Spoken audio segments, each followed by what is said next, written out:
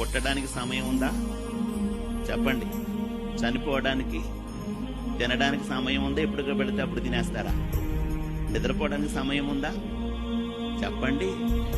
ఉద్యోగానికి వెళ్ళడానికి సమయం ఉందా? అంటే ప్రతిదానికి ఒక సమయం అనేది ఉంది. అలాగే దేవుడు నీ పరిస్థితులన్నిటిలో నుండి నిన్ను విడిపించి నీ జీవితంలో ఒక అద్భుతం చేసే సమయం కూడా ఉంది. ఒక సమయం ఉంది. నిన్ను నేను నిలబెట్టే సమయం ఒకటి ఉంది. నిన్ను నేను స్వస్థపరచడానికి ఒక సమయం ఉంది.